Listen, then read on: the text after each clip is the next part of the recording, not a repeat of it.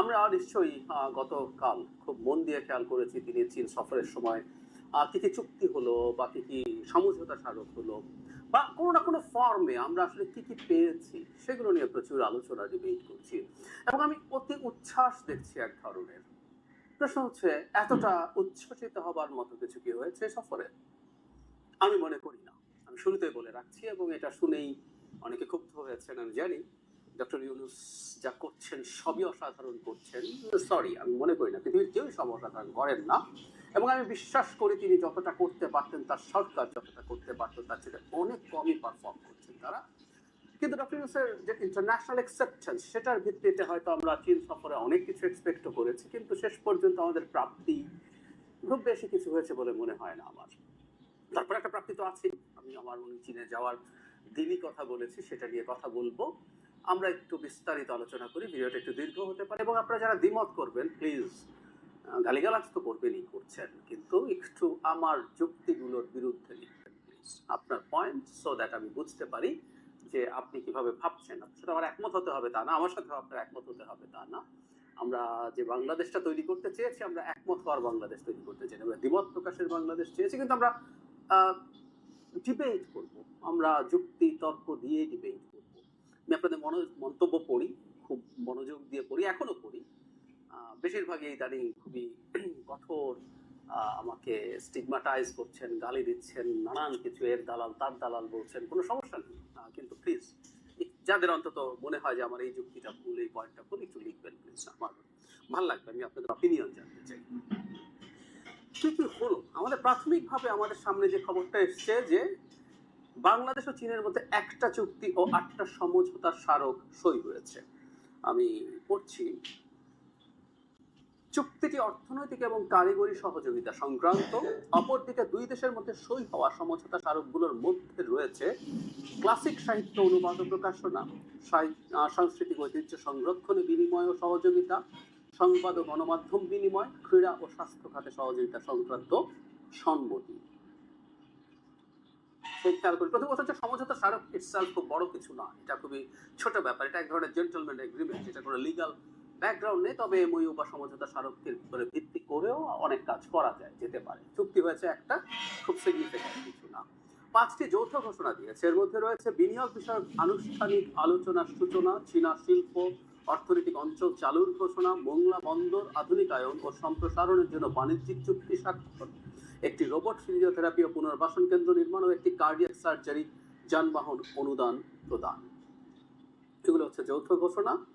আমরা খেয়াল করব, বৈঠকটা হওয়ার পর প্রেস সচিব আমাদের প্রধান উপদেষ্টা জনাব শফিকুল আলম একটা স্ট্যাটাস দিয়েছেন, তিনি যা যা বলেছেন অত্যন্ত সফল দ্বিপক্ষীয় বৈঠক হয়েছে। সব সরকার তার কর্মকাণ্ডকে সফল বলে দাবি করবেন, এটাই স্বাভাবিক। তিনি যা যা লিখেছেন সেই ব্যাপারে কয়েকটা কথা বলি, এগুলো অনেকেই পাবলিশ করেছে তার ওখান থেকে নিয়ে। উনি বলেছেন যে বৈঠকে বিস্তৃত পরিসরে আলোচনা হয়েছে, ফলপ্রসূ গঠনমূলক আলোচনা হয়েছে। তারা অন্তর্বর্তী সরকারের প্রতি চীনের সমর্থন পুনর্ব্যক্ত করেছেন। শি জিনপিং বলেছেন বাংলাদেশে চীনা বিনিয়োগ উৎসাহিত করবে চীন, চীনা উৎপাদন প্রতিষ্ঠানগুলোকে বাংলাদেশের স্থানান্তরে উৎসাহিত করবে, বাংলাদেশের উত্থাপিত বিভিন্ন গুরুত্বপূর্ণ বিষয় ইতিবাচকভাবে বিবেচনা করবে।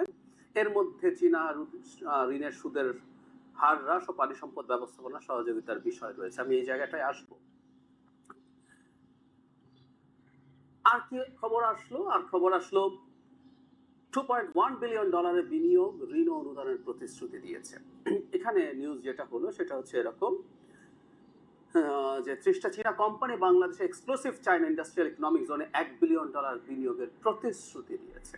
এই বিনিয়োগের প্রতিশ্রুতিগুলো কেমন জিনিস আমরা নিশ্চয়ই জানি, সেটা হচ্ছে প্রচুর প্রতিশ্রুতি এরকম আসে, শেষ পর্যন্ত খুব ক্ষুদ্রাংশ এটার মধ্যে থাকে, আর চায়না সরকারের দিক থেকে বাকি টাকা এসছে।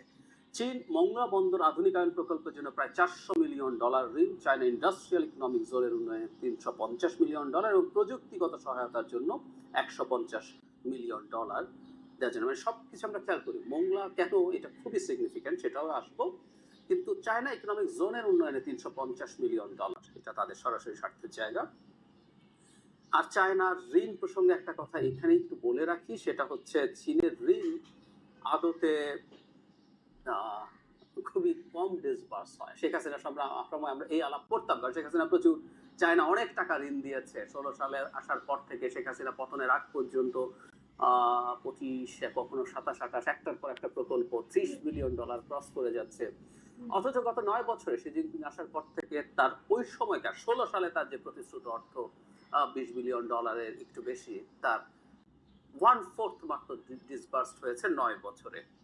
এটা অবশ্য আবার একটু যোগ করে রাখা ভালো, ভারতের চাইতে এটা ফার বেটার, কিন্তু 9 বছরে 25% ডিসবার্সড হয়েছে। সুতরাং চায়নার ঋণ কি বস্তু আসলে সেটা আমরা নিশ্চয়ই বুঝতে পারি।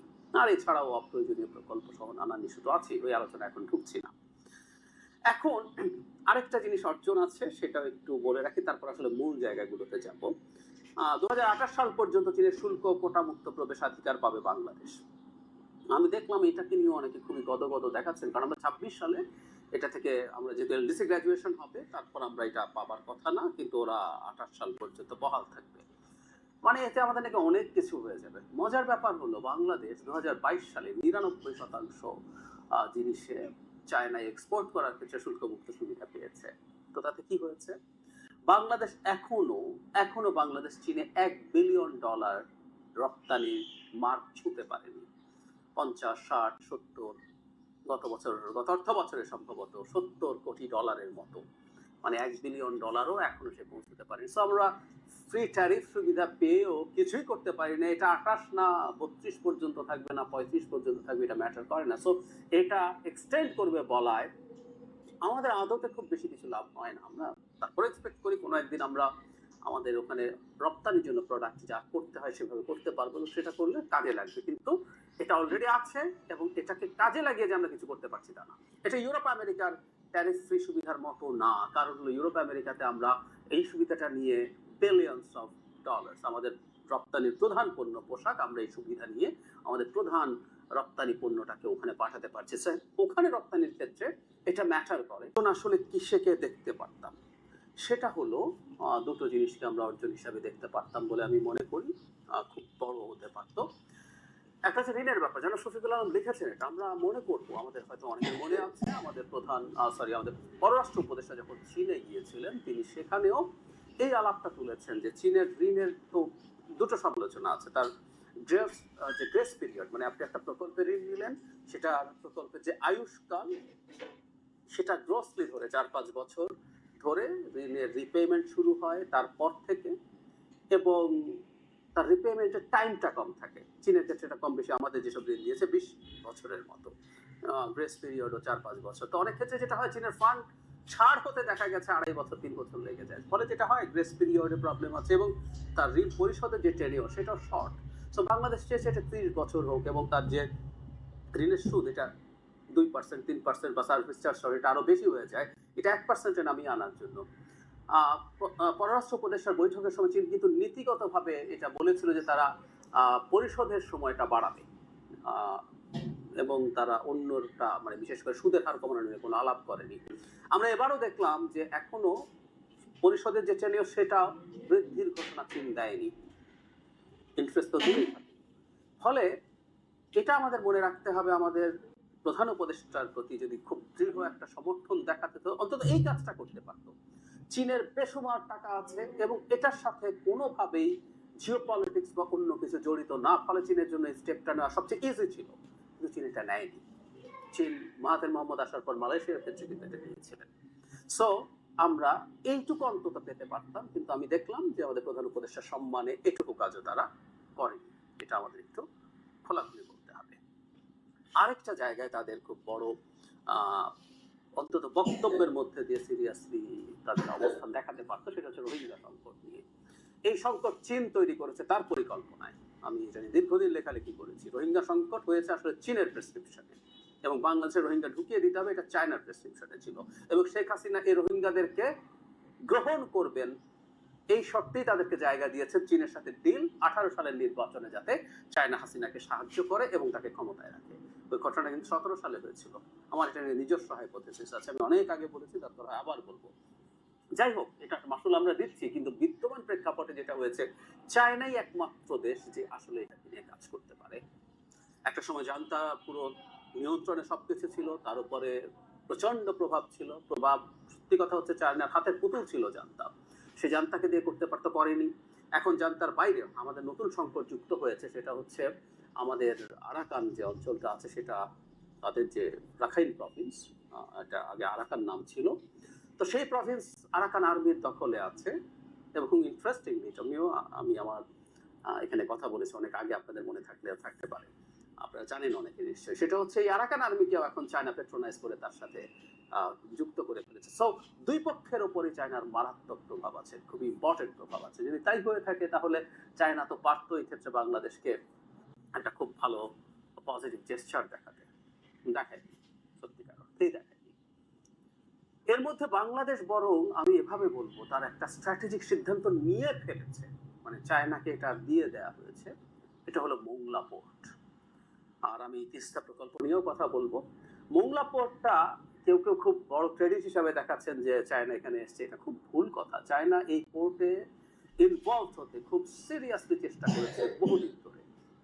আমাদের নিশ্চয়ই মনে আছে শেখ হাসিনা মোংলা চায়নাকে দিবেন এই সিদ্ধান্ত নিয়েছেন। চায়না আসলে যতগুলো পোর্টে তার প্রভাব রাখা যায় সে চেষ্টা করছেন, ফলে নিজে পোর্ট তৈরি করতে চেয়েছেন অথবা পোর্ট অপারেট করার চেষ্টা করছেন। চায়নার বেল্ট অ্যান্ড রোড ইনিশিয়েটিভটা যেমন স্থলভাগের ওপর দিয়ে যাচ্ছে, তার সমুদ্রের মধ্যে স্ট্রিং অফ পার্লস বলে একটা ব্যাপার আছে, মানে মুক্তার মালার মতো অনেকগুলো পোর্টকে সে একসাথে গেঁথে ফেলতে চায়। সে আমাদের এখানে প্রথম ডিপ সি পোর্টটাও করতে চেয়েছে, যেটা আমাদের সবচেয়ে আইডিয়াল জায়গা হতো সোনাদিয়া। শেখ হাসিনা সেটা সিদ্ধান্ত নিয়েছিলেন, চায়নায় গিয়ে সেই চুক্তি স্বাক্ষর হবে এমন কথাও ছিল, কিন্তু ইন্ডিয়া বেঁকে বসার কারণে শেষ পর্যন্ত বাদ দিয়ে দেওয়া হয় এবং পরে মাতার বাড়িতে পোর্ট হচ্ছে। এবং সেখানে ইন্ডিয়া টাকা পয়সা নেই থাকলেও তার মানসিকতা অতি ছোট লোকের, সে টাকা দেবে না। সে তখন ফাইন্যান্স করার জন্য জাপানকে নিয়ে আসে এবং এখানে এক ধরনের একটা ইকোনমিক জোন তৈরি করে সে তার অবস্থান তৈরি করতে চেয়েছে। ফলে চায়না এখন মোংলাতে খুব ইন্টারেস্টেড ছিল, কিন্তু শেখ হাসিনা 7 জানুয়ারির আমির নির্বাচনের পর ভারতে যখন গেলেন, তখন আমরা ধারণা করি, তখন এসব নিয়ে আলাপ করেছি, চায়নাকে বিগড়ে দিয়েছিল। কারণ চায়নাকে কোনো রকম কোনো স্ট্র্যাটেজিক জায়গায় কোনো রকম কোনো সাহায্য সরকার করবে না, চায়না সব করে যাবে, এটা তো হয় না। সো মোংলা পোর্টের এখানে চায়না ইনভেস্ট করবে এটা কোনো খবরই না। এবং এটা আমাদের প্রফেসর ইউনূস যাওয়ার আগেই বাংলাদেশে আমাদের চায়নার সাথে এই চুক্তি হয়েছে। আমাদের নৌ পরিবহন মন্ত্রণালয়ের দায়িত্বে আছেন ব্রিগেডিয়ার জেনারেল শাকাল সাহেব, তিনি এটা জানিয়েছেন আমাদের, এবং সেটা এখানে হয়েছে, ওখানে এখন কিছু যোগ করবে এবং এটাকে ক্রেডিট হিসাবে দেখানোর চেষ্টা করছে। এটা কোনো ক্রেডিট না, আই রিপিট, এটা জন্য চায়না বসেছিল টু ইনভেস্ট। একইভাবে চায়না তিস্তা চুক্তির জন্য বসে থাকার কথা। এখন একটা প্রশ্ন আছে, সেটা হলো আমি জানি না যে তিস্তা নিয়ে চুক্তি হয়নি কেন। আমার বিবেচনা বলে দুটো কারণ থাকতে পারে। একটা হলো চায়না, মানে সরকার চাইলেও চায়না নাও চাইতে পারে। কারণ হচ্ছে এই যে একটা চুক্তি হলো, সরকারের আয়ু কম বেশি এখন 9 মাস, ডিসেম্বরে হলে আর যদি বাড়িয়েও ধরে 2-3 মাস, 1 বছর সর্বোচ্চ, এরকম একটা সরকারের সাথে তারা চুক্তি করে পরবর্তী সরকার যদি এটা কন্টিনিউ না করে, প্রশ্ন আসতে পারে। যদিও আমি আপনাদের আগে একদিন দেখিয়েছিলাম, বিএনপির স্থায়ী কমিটির সদস্য জনাব মঈন খান যখন চায়না গেছেন, তিনি সেখানে বলে এসছেন তারা যদি ক্ষমতায় আসেন তাহলে তারা তিস্তা প্রজেক্ট চায়নার সাথে করবেন। যদি সেটাই হয়ে থাকে, চায়না তো অ্যাসিওর থাকার কথা ছিল যে বিএনপি এটা কন্টিনিউ করবে, তাহলে সরকারের সাথে করবে না কেন? তাহলে আমরা এভাবেও ভাবতে পারি সরকার আসলে তিস্তা প্রজেক্ট নিয়ে সিদ্ধান্ত নিতে চায় নাই, কারণ সরকার সম্ভবত ভয় পাচ্ছে। ভারত এই ব্যাপারে খুবই সিরিয়াস এবং আমরা খেয়াল করব আমাদের প্রধান উপদেষ্টা মরিয়া হয়ে ভারতের সাথে, যারা মোদির সাথে বৈঠক করতে চাইছেন, মরিয়া হয়ে বলছি, দ্বিতীয়বারও যখন রিফিউজ হয়েছেন, প্রথমবার ইউএনজিএ তে সাইডলাইন বৈঠক চেয়েছেন। সাইডলাইন এটা খুবই ছোট ব্যাপার, 10-15-20 মিনিট বসেন, এটাও সে দেয় নাই। এরপর দ্বিপক্ষীয় বৈঠকের জন্য আমাদের প্রধান উপদেষ্টা ভারতে যেতে চেয়েছেন, সেটাও তারা রিফিউজ করেছেন, আমাদেরকে প্রেস সচিব জানিয়েছেন। এরপরও আবার বিমস্টেকে যাওয়া হয়েছে, যেটা হয়তো না হলেই ভালো হতো, কিন্তু যাওয়া হয়েছে। এগেইন আমি যদি কথা বলেছি, এটাও রিফিউজড হয়েছে। ভারতীয় পত্রপত্রিকায় বেশ কয়েকদিন আগেই চলে এসছে, এখন তাদের পররাষ্ট্র মন্ত্রণালয়ের ব্রিফিং এও কনফার্ম করা হয়েছে। সো ভারতের ব্যাপারে সরকার একটু হলেও ডিফেন্সিভ পর্যায়ে গেছে বলে আমি ধারণা করি, এবং সেটার কারণ সম্ভবত ডোনাল্ড ট্রাম্প এবং তার প্রশাসনে প্রচুর ভারতীয় বংশোদ্ভূত লোকজন আছে, এবং ট্রাম্প হয়তো তার, অনেকে বলছেন যে ভারতের সাথে ট্রাম্প তার ট্যারিফ নিয়ে একই আচরণ করছেন, তাকে পাত্তা দেবে না। আমার কাছে তা মনে হয় না, ওটা ট্যারিফের কাছে ট্যারিফে করবে, কিন্তু এই অঞ্চলে ভারতকে আবার এক ধরনের তালুকদারি বা আধা তালুকদারি বা মোড়লগিরি করার গ্রিন সিগন্যাল দিতে পারে। We don't know. Even Mongla বন্দরও যে বাংলাদেশ দিচ্ছে, চায়না এখানে অপারেট করছে, এটাও ভারতের জন্য খুব সুখকর সিদ্ধান্ত না। এই অবস্থানও ভারত খুব সহজে পছন্দ করবে না। কিন্তু বাংলাদেশ স্ট্র্যাটেজিক সিদ্ধান্ত নিয়েছে, কিন্তু পাল্টা এগুলো দেওয়ার বিনিময়ে আমি রাদার বলবো চীনের কাছ থেকে তেমন কিছু পাওয়া যায়নি। তাইওয়ান ইস্যু নিয়ে এক চীন নীতির কথা রিইটারেট করে এসছেন। এটা আমরা তো এটা মনে করি, যদিও আমার সামনে যদি পরে আসে ঠিক এক্স্যাক্টলি কোন ভাষায় করেছেন। চায়না 2001-6 বিএনপি সরকারের সময় বাংলাদেশ যে ধরনের একটা ভাষা ব্যবহার করেছিল, যদিও সেখানে খুব একটা ডিজাস্টারও হয়েছিল। আমাদের হয়তো মনে আছে যে তাইওয়ানের বিজনেস কনসুলেট বাংলাদেশে স্থাপন করা নিয়ে চীনের সাথে প্রচন্ড সংকট হয়েছিল, কিন্তু সে সময় খুব টাফ ল্যাঙ্গুয়েজ ব্যবহার করা হয়েছিল, মানে চায়নার পক্ষে খুবই শক্ত। চায়না এবার, আমি একটা পত্রিকায় দেখলাম যে চায়না এবারও সেটা চেয়েছে, আমি জানি না ঠিক সেই ভাষায় করা হয়েছে কিনা। বাংলাদেশ যদিও সেই ভাষায় হয়তো করতে চায় নাই। এখন যদি সেটাও না করে থাকে, সেটাও একটা ইস্যু হতে পারে, কারণ সামনে তাইওয়ান ইস্যু খুব বড় একটা বিষয় হয়ে দাঁড়াবে এবং অনেকে ধারণা করেন, এবং আমিও ব্যক্তিগতভাবে এটাকেই সঠিক মনে করি। শি জিনপিং এর যে বয়স, যে সময় বলা হয় যে তিনি একটু একটু অফ টপিক হলে আমরা একটু বলে রাখি, সেটা হচ্ছে শি জিনপিং আসলে তো অমর থাকতে চান, অমর হতে চান। তিনি অলরেডি নিজেকে তৃতীয় ব্যক্তি হিসেবে তার বক্তব্য সংবিধানে ইনক্লুড করা হয়েছে। আমরা অনেকে নিশ্চয়ই জানি মাও জেডংয়ের পর Deng Xiaoping, and he is the third person. আর কোনো প্রেসিডেন্টের না, এবং উনি এমন ব্যবস্থা করেছেন উনি আজীবন প্রেসিডেন্ট থেকে যেতে পারবেন। এবং উনি চান ওনার এই বয়সে, ওনার যে বয়স, ওনার এর পর আসলে বেশি সময় থাকবে না। ওটা মোক্ষম সময় আবার একটা কারণে, সেটা হচ্ছে ডোনাল্ড ট্রাম্প যতদিন ক্ষমতায় আছে। কারণ এই আলাপটা প্রচুর আছে, সেটা হলো যদি চীন তাইওয়ান আক্রমণ করে আমেরিকা কি সরাসরি যুদ্ধে ইনভলভ হবে কিনা। জো বাইডেনকে এই প্রশ্ন যখন বারবার করা হয়েছে, জো বাইডেন কিন্তু বলার চেষ্টা করেছেন যে তিনি করবেন। উনি বলে ফেলতেন কয়েকবার এটা হয়েছে, পরে আবার হোয়াইট হাউস বলতো না, আমরা এটা মনে করি না, আমাদের অফিসিয়াল অবস্থান ঠিকই আছে। ট্রাম্পের সময় এটা হতে পারে, এবং 2027-কে একটা কাট অফ ডেট ধরা হচ্ছে, কারণ ওই সময়ের মধ্যে চায়না একটা অ্যাম্ফিবিয়াস অ্যাটাক করে, চায়নাকে একটা দ্বীপকে ইনভেড করতে হবে, সেই পরিস্থিতিতে যাবে। So that's a high probability সে মিলিটারি এটা করবে, এবং খুব সম্ভাবনা আছে ট্রাম্প আসলে এতে ইনভলভ হবে না। তা যদি হয়ে থাকে, সো তাইওয়ানের ব্যাপারে বাংলাদেশের অবস্থানও তারা তাদের পক্ষে চাইবেন খুব কঠোরভাবে, খুব কঠোরভাবে। আমি ভাষাটা দেখবো, যদি আবার আমার যখন ভিডিও করছি আমার হাতে আসেনি, যদি আসে আমি সেটা নিয়েও কথা বলতে চাই। তো সেটাও তাদের এই দুজনের মধ্যে যথেষ্ট উষ্ণ সম্পর্ক হওয়ার পথে বাধা হয়েছে কিনা আমি নিশ্চিত নই, সেটাও দেখার ব্যাপার আছে। কারণ অনেক বেশি চায়নার পক্ষে দাঁড়িয়ে কথা বললে ট্রাম্প অন্তত এক্সপ্লিসিটলি, যেটা হচ্ছে আমাদের সামনে যেটা আসছে, চায়নার সাথে অতি খাতির ট্রাম্প আসলে খুব বেশি পছন্দ করবেন না, সেটাও বিপদের প্রশ্ন তৈরি করতে পারে, পরিস্থিতি তৈরি করতে পারে। সো এই ব্যালেন্সিং এর কারণে বাংলাদেশ কি, বা আমাদের প্রধান উপদেষ্টা কি ততটা প্রো চায়না অ্যাটিটিউড দেখান নাই, যে কারণে সি আসলে পছন্দ করেননি, হতে পারে। আবার 9 মাস বা 1 বছর বয়স যার আছে, আর আয়ু আছে আর যে সরকারের, সেই সরকারের সাথে আর কতটুকুই বা ডিল করবেন, সেটাও হতে পারে। সবকিছু মিলে আমরা বলবো খুব হাইপ তোলার মতো, খুব আত্মতৃপ্তি পাওয়ার মতো অনেক কিছু হয়নি। নিদেন পক্ষে আমি বলেছি, আবারও বলছি, আগেও বলেছি, ঋণটার ব্যাপারেও যদি একটু টেনিওর বাড়ানো হচ্ছে, এইটুকুও যদি হতো, এটা আমাদের জন্য ছোট ছিল না।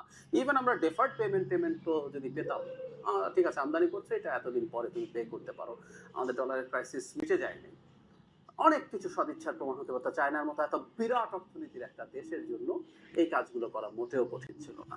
চায়না এটা করেনি, চায়না এটা করতে চায়নি, এই সদিচ্ছা তারা দেখায়নি। সো খুব হাইপের কিছু নাই। আমাদের প্রধান উপদেষ্টা গেছেন, ভারতের অখুশি হওয়া সত্ত্বেও গেছেন, ভারত প্রচুর আলোচনা করছে এটা নিয়ে। এটাই আমাদের কাছে অর্জন, যে অনেক হলে আবার এটা হতো যে ভারত মাইন্ড করবে, ভারত মাইন্ড করেছে। ভারতের ভাবটা হচ্ছে আমরা যা ইচ্ছা তাই করবো, তোমাকে আমার কথাই শুনতে হবে, তুমি চুপ করে থাকবা, আমার মান ভাঙিয়ে আমার সাথে দেখা করে তারপর যাবে, এবং যার সাথে তোমাকে আমি ব্রিফ করে দেবো ওখানে কি বলবো না বলবো। সেটার বাইরে গিয়ে এটা করেছেন, এটার জায়গাটা এইটুকুই। ওনার যাওয়া ইটসেলফই একটা এক অর্থে বড় ব্যাপার। আমি কয়েকদিন আগে তার যাওয়ার